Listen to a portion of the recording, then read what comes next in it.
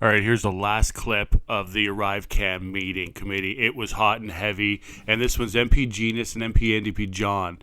Pronounced that wrong, but this ArriveCam has all kinds of facets of basically government stamping approval. Check it out. Okay.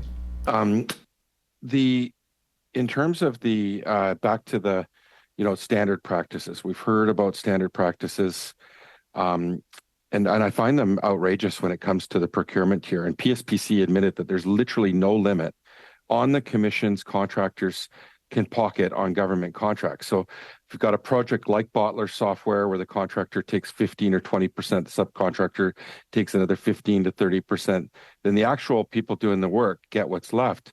So say 100 grand of federal government money spent on a project like that, it could end up being only $56,000 actually goes to the project work.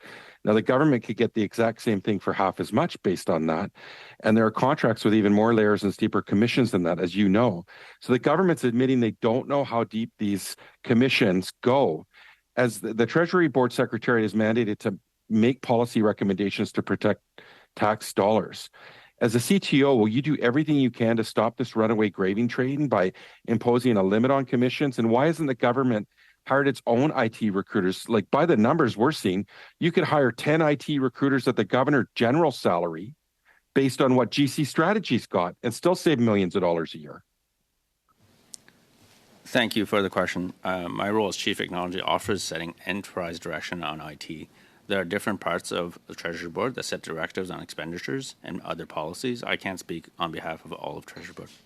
I find that hard to believe. As the CTO, you can't make recommendations to hire within house to save millions of dollars of taxpayer money and have those that expertise in house.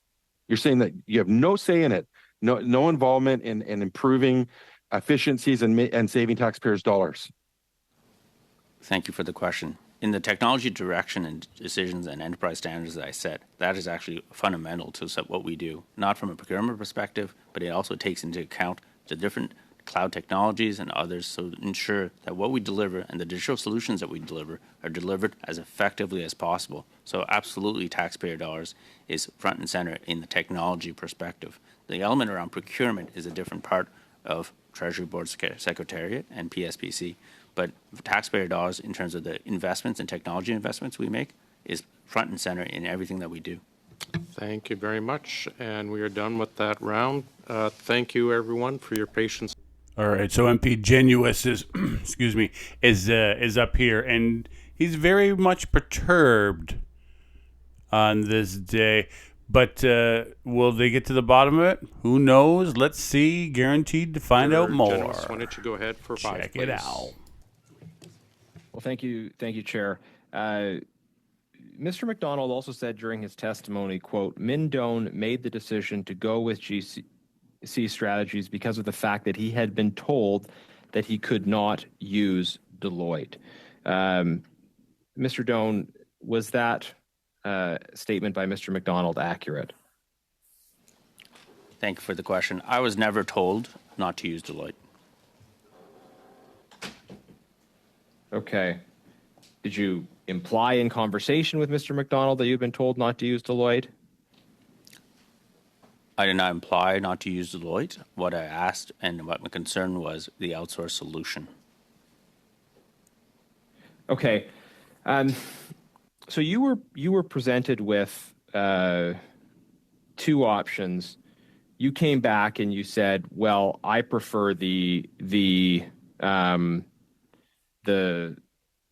partial option in effect." Now, did you ask any questions? Did you say, "Hey, could you explain why?" What companies might be behind it? Did you have any inkling what companies might be behind it? You didn't make any inquiries along those lines? Merci pour la question.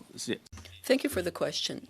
These decisions, as you'll see in the material I will produce, were made in 24, 48, 72 hours. So I didn't decide to hire a company. I was wondering if we had the resources within government with staff augmentation to do it, and I decided that would give us more flexibility and more control.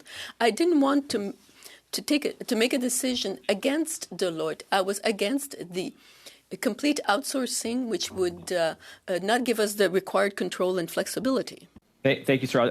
I'll jump in there. I think I understand what your testimony is in this regard. So effectively, you are pointing the finger at the implication of what you're saying is that Mr. McDonald repeatedly lied to this committee, whole hog fabricated events. You worked with Mr. McDonald a lot. Are you surprised by that? What's your response to having discovered that, in your view, he's presented testimony that isn't accurate? Thank you for the question. I had a lot of trust in Mr. McDonald. He got a lot done over many years, and he helped put us on a path that allowed us to do ArriveCAN. I was very disappointed and hurt and personally affected, and my career has been affected by some of the testimony that was provided. Now, there's a lot of, over the 2-hour period that Mr. McDonald was here, there was a lot said. I can't opine on every single statement, but some of them that were directed at me have personally affected me and my mental health since that time. I've been disappointed by it. I was surprised by it. That was not the Cameron McDonald or Mr. McDonald that I've worked with over many years. He was somebody that worked hard, as you will see from the emails, from 11 p.m. He'd work until 11 p.m. right until 7 a.m. and start again at 7 a.m. So I was disappointed and upset at that testimony. Did you have a relationship with Mr. Firth at all? Thank you for the question. I do not. Have you ever met him? Thank you for the question. Yes, I have. Okay, how many times have you met him outside the office? I have not met him outside the office. I met him he was present at the Bottler demo in November, and I don't remember if he was virtual, but I believe it was so because it was pandemic. He was also present at the meeting where the demo was provided to the president. Okay, thank you, Chair. Chair, we clearly have a significant conflict in terms of testimony between senior public servants, and I find this dynamic very, very disturbing. I'd like the committee to request phone records, text message records of conversations between Mr. Firth and Mr. McDonald, and any records that may exist between Mr. Firth and Mr. Doan, dating back for the last 5 years. So phone and text message records between Mr. Doan and Mr. Firth, and between Mr. McDonald and Mr. Firth, and that those would be provided to the committee within 2 weeks by the individuals on both ends of those exchanges. I hope I have agreement to the committee to make those requests. Thank you, Mr. Genwes. I see thumbs up around the room. Wonderful. Our clerk has it all written down. He will follow up with the appropriate departments. Thank you.